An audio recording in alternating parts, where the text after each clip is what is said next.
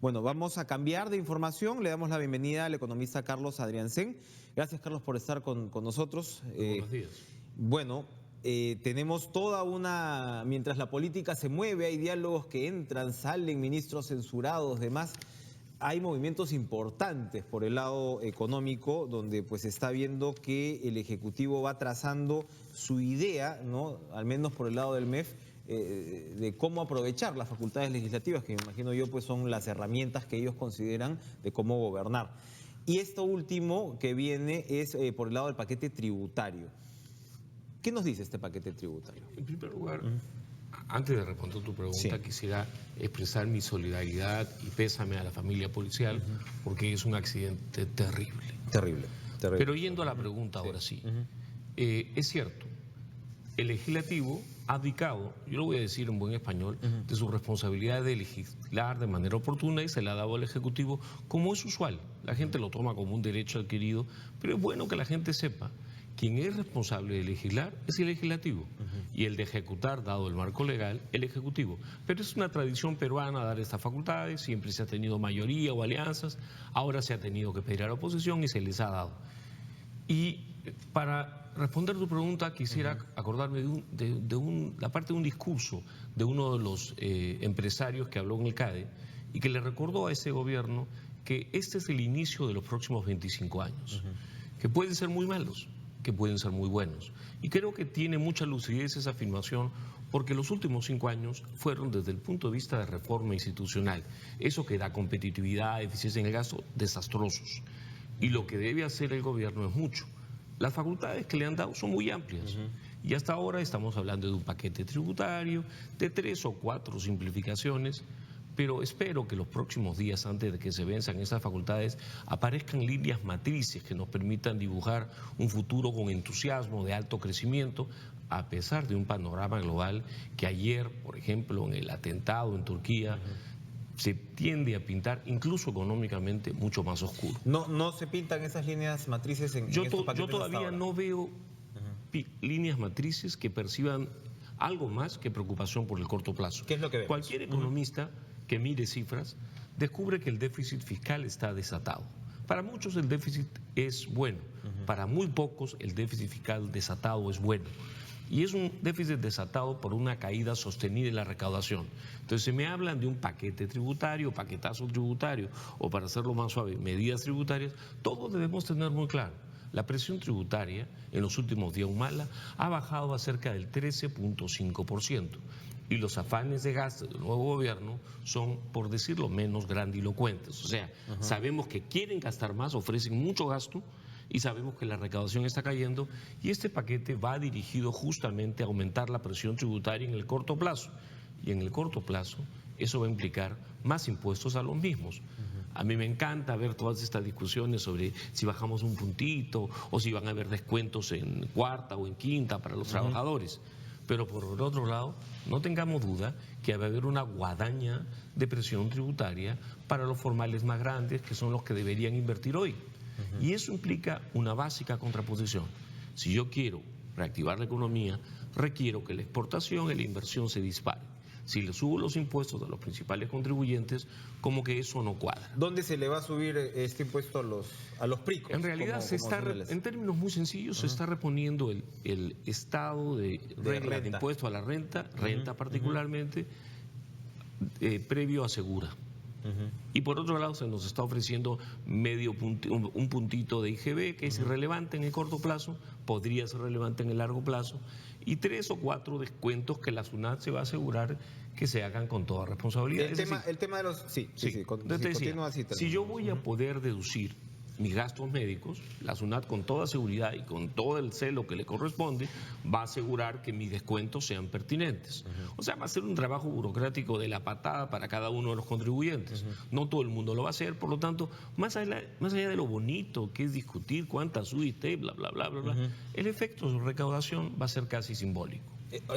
Y por el lado entonces de a quien se le suben los impuestos está centrado sobre todo el tema renta. Básicamente en volver a la situación anterior de empresa grande y mensos de quinta categoría que puntualmente y cuarta que ni tontos que fuéramos, pagamos todo lo que tenemos que pagar.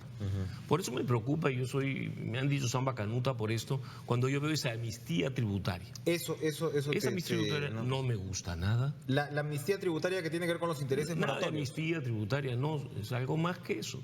Tiene que ver con gente que ha tenido su plata fuera. La repatriación de capitales. No ha declarado impuestos, no ha pagado impuestos y ahora se le perdona la vida. Aquí no se le perdone la vida a nadie. Entonces, es una medida... Es una amnistía para que regresen los que tenían la plata fuera que no la habían declarado. Gente muy inteligente dice que es una buena idea, que hay gente que lo ha tenido desde la época del Velascato. En la época del Velascato fue absolutamente necesario hacerlo, pero la mayor parte de esa plata se ha hecho después de los 90. Y después de los 90 había una SUNAT, habían reglas, y muchos pagamos los impuestos que teníamos que pagar. ¿Por qué se le va a dar amnistía a unos? ¿Son más simpáticos? Ahí estamos hablando de buena cantidad de plata, además. No sabemos, ese es el mentir de las estrellas. Y el tema de los intereses moratorios, que también hay una suerte de amnistía para estos. Nada, amnistía se debe negociar. O sea, si usted tiene una persona a la que le ha querido cobrar impuestos y no le puede cobrar, bueno, la verdad que hay mucha irrealidad y gracias a Dios este paquete tributario ha considerado sincerar deudas con gente que no puede pagar. Pero con un gran artista, un gran futbolista, alguien que tiene toda la plata del mundo, que hay que negociar. Se le embarga directamente. Claro. Porque esa plata va para los colegios, va para la salud, no para sus casas de verano. Para entender un poquito la naturaleza de este paquete, por un lado nos dices, esto se supone que va para recaudar más, pero en la práctica... Estamos viendo que no va a ser así, es decir, si hay amnistía para repatriación de capitales, si hay facilidades para no pagar los intereses moratorios. No, lo de la amnistía, mi crítica es que no se debe amnistiar a quien debe pagar y puede pagar. El otro caso es cuando el Estado le cobró impuestos a quien no puede pagar, simplemente es caballero, metí la pata, te cobré cuando no debía y punto. Que este paquete no debe la recaudación, darlo por hecho, porque vuelve un régimen que es leonino con otros y tienen buenas intenciones de recaudar con pequeñas noticias de las cuales no se hablan, como los mismos impuestos a los alquileres, a la compra y venta. La SUNAT es una institución moderna, muy eficiente, muy venida a menos, pero que no le perdona la vida a nadie. Como le digo a mis amigos de la SUNAT cuando lo veo, ustedes no van a ir al cielo. Los recaudadores de impuestos no van al cielo. Pero entonces, si es que estamos hablando ya de que Humala te deja la recaudación en 13.5%. Cayéndose, que es peor. Y cayendo. Con el tema, por supuesto, obviamente nos acostumbramos al dulce de la minería, ¿no? En los años del boom, y eso pues se ha desplomado, ¿no? Evidentemente. No sé, sería mezquino negarle mérito a la administración Humala de todas las trabas, patadas en la carilla y hostilidad que le puso a la actividad minera. No dejó que ni un solo proyecto fuera popular y se pudiera implementar. De alguna manera, yo cierro los ojos, no te defiendo, ya tú ves y sales, y eso fue Conga, Tía María y toda la inversión minera que se paró. Ahora por 2 años no tenemos inversión minera significativa a la vista, ni con PPK, y es bueno entender que esto tiene un responsable, la señora Nadine y su consorte. Fueron bastante malos como gobernantes y hoy día estamos pagando, este gobierno está pagando la cuenta de ser los que vienen después de este par de joyitas. Pero según lo que refieres, aún así este gobierno al que le toca administrar esa situación no estaría tomando las decisiones correctas. Yo veo que ¿dónde estaría faltando para empezar en el tema tributario? En materia tributaria es bueno entender que estos no son días para inflar el gasto público, ni para endeudarse como locos, y lo estamos haciendo. Estamos ofreciendo gastar mucho gasto público, estamos relajando las reglas fiscales que deberían ser lo más estrictas posibles. ¿Por qué deberían ser estrictas las reglas fiscales? Es decir, no permitir que el endeudamiento o el déficit se disparen. Porque dado nuestro marco institucional, gastamos como los perros. Ponemos canastas navideñas con viajes a Jamaica. Y ojalá fuera Jamaica, porque es para resorts muy bonitos. Porque si fueran a Jamaica nuestros congresistas sabrían lo que es la pobreza. Ahora, se está hablando de los efectos... Mejor se mueve. Sí, de los efectos de lo que se ha interpretado como un ajustón fiscal, al menos en términos del mensaje que emitió el Ejecutivo. Hay quienes están viendo al ministro Torne con cara de Valdivieso, incluso. Las cifras de octubre, en términos de desaceleración, no han sido auspiciosas. ¿Estás de acuerdo con esa lectura? ¿El gobierno no debió enviar esta señal de contracción de gasto público cuando este gasto público se iba a contraer de todas maneras, dado que un principio de administración va por ese lado? Estoy en desacuerdo. A ver. De hecho, el ministro Torne le ha tocado bailar música muy fea. Entonces va a hacer lo mejor que puede, pero sería muy irresponsable si no intenta cerrar un déficit fiscal que está fuera de control. Porque los déficits fiscales los paga el pueblo. Es una realidad. Ese déficit, con cifras a septiembre, está cerca de 7.000 millones de dólares y abriéndose de la peor manera. El gasto se está tratando de moderar y la recaudación está decaída. Por eso que es complicado no querer subir los impuestos para gastar, pero al mismo tiempo, si yo subo los impuestos, deprimo la inversión, que es lo que mueve esa economía, lo que genera bienestar a la clase media, lo que genera competitividad. Entonces se requiere mucha mano austera, responsable, y no como los candelejones que hemos tenido en los últimos 5 años, que inflaron el gasto en 20.000 millones de dólares. Candelejones, y se le llamaba austeros. Inflaron el gasto público a cerca de 40.000 millones de dólares solo en el gobierno central. Pachanga por todos lados. Un ajustón de gasto, entonces, no sería un ajustón, o como querramos llamarlo, una moderación del gasto, una racionalización del gasto. No sería entonces un mal mensaje a los agentes económicos y a los privados. Todo lo contrario, mostraría responsabilidad. Ahora, con respecto al resto de medidas que ha ido tomando el MEF en las últimas semanas, el SNIP ya fue, ¿no? El SNIP pasó a mejor vida, pasa, ¿no?, a este tema de invierte.p. A ver, ¿cómo es una cosa nominal solamente? En primer lugar, yo en esto voy a ser el típico economista aguafiestas. El SNIP fue una institución que nos costó muchísimo dinero en crear, que tuvo técnicos de primera y que se enfrentó a una administración pública local y regional que pedía trafas y que pedía barbaridades. Pero los políticos lo etiquetaron, Toledo, el maldito SNIP, la maldita SUNAT. Son instituciones que los peruanos debemos mirar con respeto. Hay mucho de marketing en el cambio de SNIP a Invierte-P. Como si la gente va a invertir porque el gobierno pide que invierta. Invierte-P. La gente invierte porque le ruegan. La gente invierte porque es negocio invertir. Y lo que hay que asegurar son condiciones ideales para la inversión, menos trabas, y en esto sí se ha caminado en alguna dirección. Escuchar, por ejemplo, al ministro de Produce hablar de un tupa único o hablar de medidas de destrabamiento, al menos parciales, pero van en la dirección correcta. Hay una maraña, pues, entre gobiernos regionales, municipales, cada uno pues tiene sus tasas, sus tupas. Pero nadie tumba a Tyson con un golpecito. A Tyson se le tumba con un combazo. Y nos enfrentamos a un Tyson trabador pues hay que reventarle la mesa en la cabeza. O sea, hay que hacer un paquetazo de medidas. Invierte.p no es el combazo. No, es suavecito. Por favor, señor. No, se ha trabado por años hasta el avance del colector de la Chira. Nos hemos dado golpe de pecho porque hemos sacado la mitad de Chavimochic 10 años después.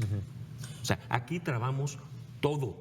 ¿El combazo no vendría de repente por el lado de la reforma de proinversión? A ver, la reforma de proinversión, que también se ha dado, pues, o sea, se ha formulado en los últimos días. El señor Quijandría, el nuevo presidente de Proinversión, es un economista muy serio y se ha dicho va a hacer lo mejor que pueda.